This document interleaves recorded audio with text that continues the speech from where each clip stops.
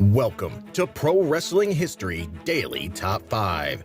I'm your host, the eclectic gentleman, Stephen Watts, and join me as I count down the top 5 moments for this day in pro wrestling history. But before we get started, don't forget to like, share, and subscribe. And without further ado, let's get our wrestling history on. Number 5, 1995. The Blue Meanie makes his ECW debut as a fan in the crowd, giving Stevie Richards a Flock of Seagulls t-shirt.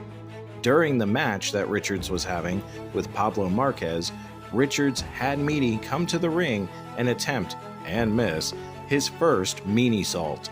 Number 4, 1992.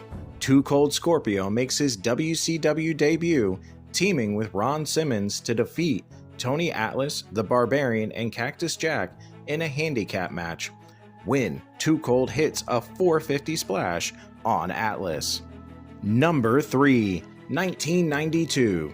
Ricky the Dragon Steamboat and Shane Douglas defeat Barry Windham and Dustin Rhodes to win the NWA and WCW World Tag Team titles when Douglas pins Windham with a belly-to-belly suplex. Number 2, 2014. Brad Batten passes away. A team with his brother Bart, they were the Batten Twins, a popular tag team in the southern United States during the 1980s. The Battens faced off against some of the top tag teams of the era. They began their wrestling careers working for the Poffo family in 1983.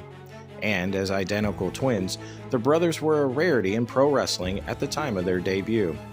Their tenure in NWA Central States Territory saw them engage in a long feud with Sheik Abdullah.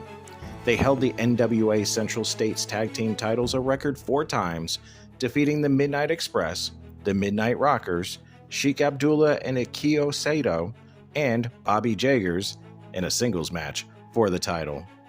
The Battens were also major stars in Puerto Rico during the late 80s, where they won the WWC Tag Team Championships 4 times and the WWC Caribbean Tag Team Champions twice. Their unexpected heel turn made them one of the most hated wrestlers in the country.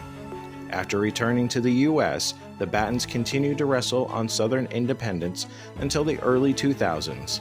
In April 2005, the Batten Twins ended their 23-year career with a retirement tour of their home state. Number 1, 1938.